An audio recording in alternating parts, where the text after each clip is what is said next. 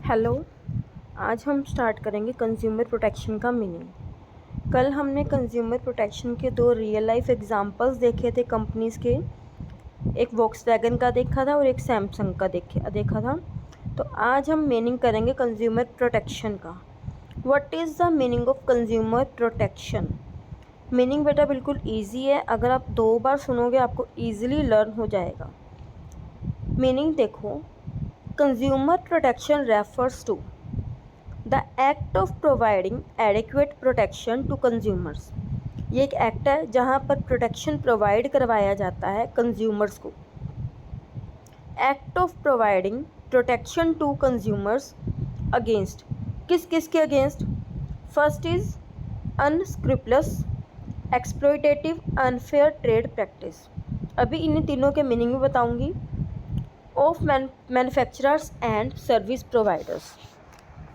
ये क्या है? एक एक्ट है जहाँ पर कंज्यूमर्स को हम एडिक्वेट प्रोटेक्शन प्रोवाइड करवाएंगे अगेंस्ट।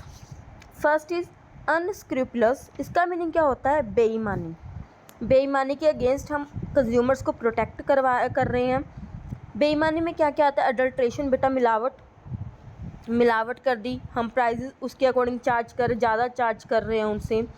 सेकंड क्या? एक्सप्लॉयटेटिव। एक्सप्लॉयटेटिव का मीनिंग क्या होता है बेटा? कोई रिस्की प्रोडक्ट हमने दे दिया बट उसकी इन्फॉर्मेशन नहीं दी, या फिर सेलर ने आपको कोई ऐसा प्रोडक्ट दे दिया जो डिफेक्टिव है बट आपको उसके बारे में इन्फॉर्म नहीं किया, तो ये सब किस में आता है? आपका एक्सप्लॉयटेटिव में आता है।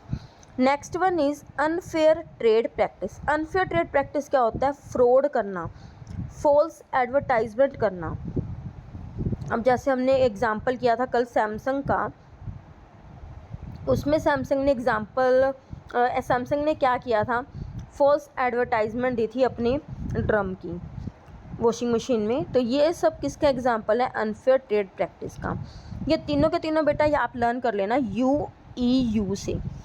यू का मीनिंग क्या है? Unscrupulous, E for exploitative, U for unfair trade practice. कैसे लर्न करोगे? U U. ठीक है, क्लियर हो गया? मीनिंग क्या है? Act of providing adequate protection to consumers, consumers को प्रोटेक्शन देना अगेंस्ट यू ऑफ मैन्युफैक्चर। ये कौन कर रहा है? मैन्युफैक्चरर्स कर रहे हैं और सर्विस प्रोवाइडर्स कर रहे हैं। बेटा आपको कल बताया था कि इसमें ओनली गुड्स नहीं आते, सर्विसेज भी इंक्लूड है कंज्यूमर प्रोटेक्शन में। तो all this is the meaning of consumer protection. Okay, now we will study importance of consumer protection. बेटा इम्पोर्टेंस क्या है? क्यों नीड है कि आप कंज्यूमर को प्रोटेक्ट करो? क्योंकि कंज्यूमर को प्रोटेक्ट करना बहुत ज़रूरी है। वो क्या दे रहे हैं आपको? मनी दे रहे हैं। सेलर्स को क्या दे रहे हैं? मनी दे रहे हैं।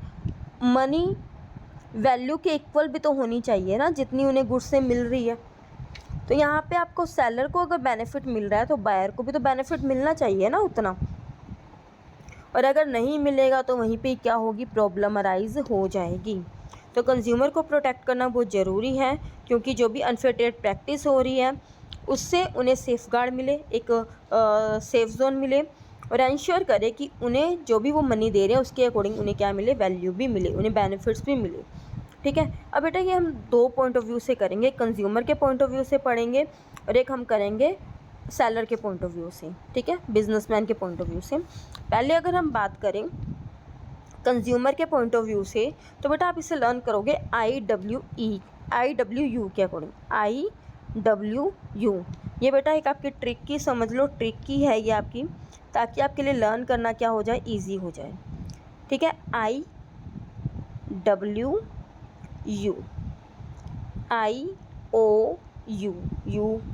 IOU। ठीक है, ये लर्न करने के बेटा बस एक आपको ट्रिक्स ही बता रही हूँ कि हाँ आपको इजीली लर्न हो जाए, बाकी ऐसा कुछ है नहीं इसका मीनिंग। ठीक है, तो अभी हम करते हैं कंज्यूमर इग्नोरेंस। सबसे पहले आई का मीनिंग है इग्नोरेंस, आई फॉर इग्नोरेंस। ठीक है, इग्नोरेंस का मीनिंग क्या है? इग्नोर करना। किसको? कंज्यूमर्स को इग्नोर करना। बेटा कंज्यूमर को इग्नोर करना नहीं, यहाँ पे कंज्यूमर्स खुद इग्नोर करता है। किनको इग्नोर करता है? अपने राइट्स को, अपनी रिस्पॉन्सिबिलिटीज़ को। कंज्यूमर अवेयर ही नहीं है। कि उनके पास क्या क्या राइट्स है, उनकी क्या क्या रिलीफ है, उनके पास क्या क्या उनकी क्या रिस्पॉन्सिबिलिटीज़ बनती है। उन्हें जब ये सब कुछ पता ही नहीं तो वो क्या करेंगे, वो कोई एक्शन नहीं लेंगे इसके रिगार्डिंग। तो यहाँ पर कंज्यूमर प्रोटेक्शन का मेन मोटिव क्या है, उन्हें इन्फॉर्म करना उनके राइट्स के बारे में, उनके रिलीफ के बारे में, उनकी रिस्पॉन्सिबिलिटीज़ के बारे में। उसके अलावा उन्हें एजुकेट करना ताकि वो खुद को प्रोटेक्ट कर पाए फ्रॉम सेलर्स। ठीक है, तो यहाँ पे कंज्यूमर प्रोटेक्शन का मीनिंग क्या है, अवेयरनेस को स्प्रेड करना, अवेयरनेस को फैलाना। जो कंज्यूमर्स ऐसे हैं जिन्हें अपने राइट्स के बारे में, अपने रिलीफ के बारे में नहीं पता, उन्हें उनके रिलीफ और राइट्स के बारे में इन्फॉर्म करना ताकि वो उसके रिगार्डिंग एक्शन ले पाए। क्लियर हुआ? ठीक है, मैनी कंज्यूमर्स अनअवेयर है अपने राइट्स और रेमेडीज़ के बारे में। तो कंज्यूमर प्रोटेक्शन क्या करता है, उन्हें अवेयर करता है, उन्हें एजुकेट करता है। ये कंज्यूमर को प्रोटेक्ट करने में, उनके इंटरेस्ट को प्रोटेक्ट करने में हेल्पफुल साबित होता है। ठीक है, नेक्स्ट क्या है हमारे पास, अनऑर्गेनाइज्ड कंज्यूमर्स। अनऑर्गेनाइज्ड कंज्यूमर्स क्या है, कंज्यूमर्स ऑर्गेनाइज नहीं है। यूनियन इज़ द स्ट्रेंथ, हमने ये पढ़ा हुआ है स्टार्टिंग से ही, बचपन से हम पढ़ते आ रहे हैं, union is strength, union is strength. तो ये अप्लाई भी तो होना चाहिए ना।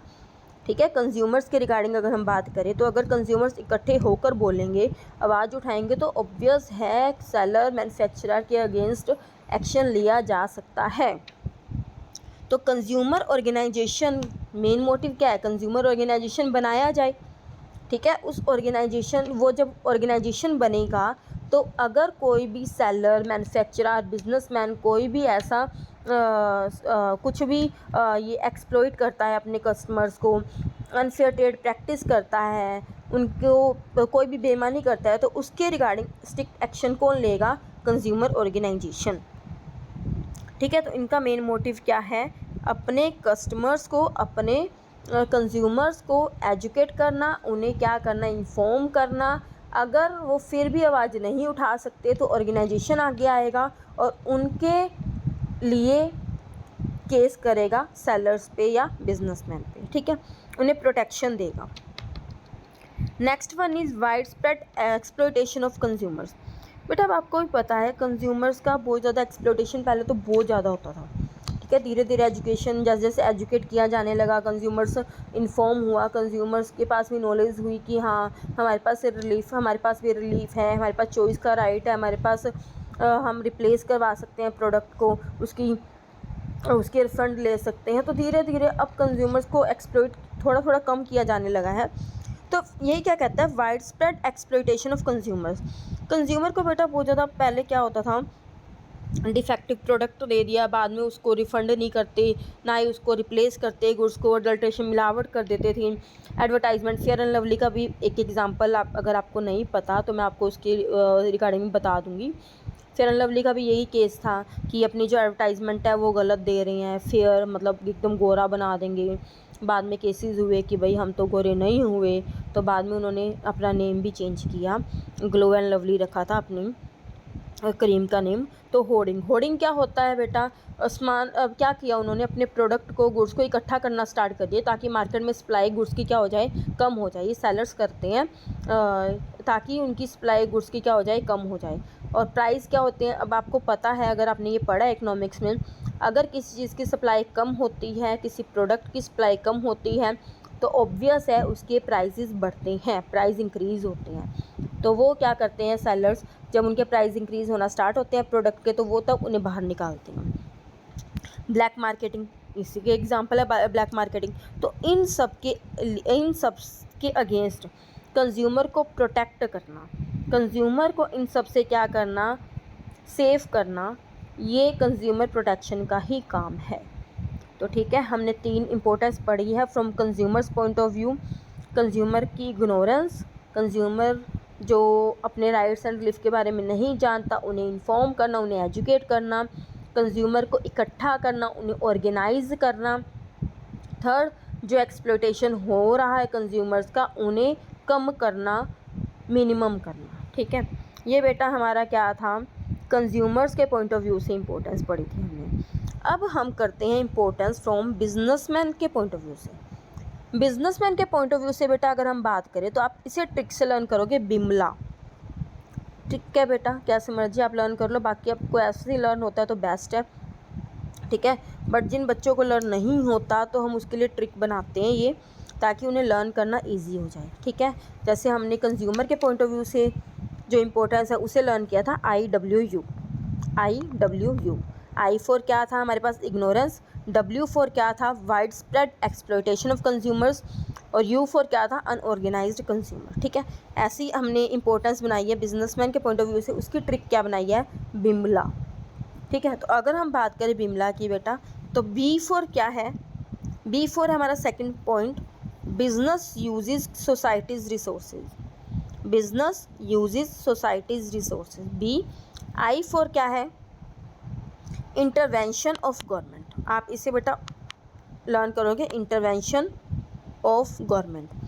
आई फॉर ये हो गया।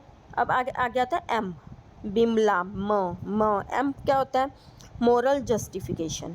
M फॉर क्या बनेगा, मोरल जस्टिफिकेशन।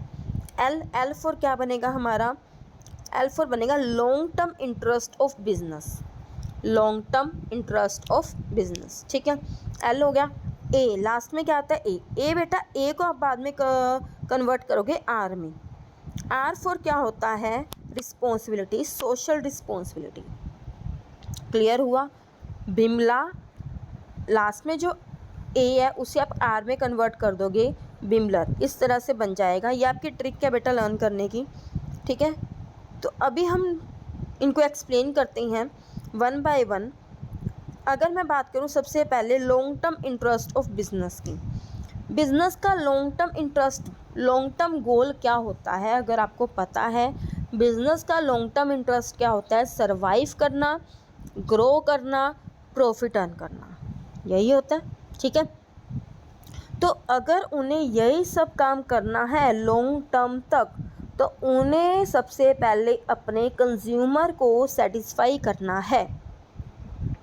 अगर कंज्यूमर सेटिस्फाई है तो क्या होगा, बिजनेस सर्वाइव भी करेगा, ग्रो भी करेगा, उसके साथ साथ प्रॉफिट भी अर्न करेगा, ठीक है। तो यहाँ पर हमने यही बोलना है कि बिजनेस सर्वाइव करेगा, किस लिए, बिजनेस सर्वाइव तभी करेगा जब उनके कंज्यूमर सेटिस्फाई होंगे, और सेटिस्फाई होंगे कंज्यूमर, वो बार बार गुड्स को परचेज़ करेंगे, और उससे क्या होगा, उनका प्रॉफिट भी अच्छा खासा होगा, ठीक है। हैप्पी कस्टमर्स होंगे तो नए कस्टमर्स और आएंगे, पॉजिटिव वर्ड ऑफ माउथ से, उनकी तारीफ़ों से, ठीक है ना। तो कंज्यूमर प्रोटेक्शन की इंपॉर्टेंस यहाँ पे तभी आती है कि अगर आपने अपने बिज़नेस को ग्रो करना है, बिज़नेस को सर्वाइव करना है, प्रॉफिट अर्न करना है, तो अपने कंज्यूमर को बना के रखो। बिज़नेस में कंज्यूमर्स है तो ही बिज़नेस है, और कंज्यूमर कब टिके रहेंगे, जब आप उन्हें अच्छी क्वालिटी का गुड प्रोवाइड करवाते हो, आप कोई भी एक्सप्लॉयटेटिव वर्क नहीं करते, अनफेयर ट्रेड प्रैक्टिस नहीं करते, उनको प्रॉपर मेंटेन करके रखा हुआ है। चलो अब सेकंड हमारे पास क्या आता है, business uses societies resources, business society के रिसोर्सेज को यूज़ करता है। अगर बेटा आपने इकोनॉमिक्स में एक टॉपिक पढ़ा हुआ है फ्लो वाले चैप्टर में हमने पढ़ा है कि हमारे 4 फैक्टर होते हैं, लैंड, लेबर, कैपिटल, एंटरप्रेन्योरशिप। ये चारों जो फैक्टर हैं बिजनेसमैन, मैन्युफैक्चरर कहाँ से लेता है, हाउस होल्ड से। हाउस होल्ड कौन है, कंज्यूमर्स है, यस और नो। दैट मीन्स वो जो रिसोर्सेज है वो कहाँ से आ रहे हैं बिजनेसमैन के पास, बिजनेस के पास, सोसाइटी से।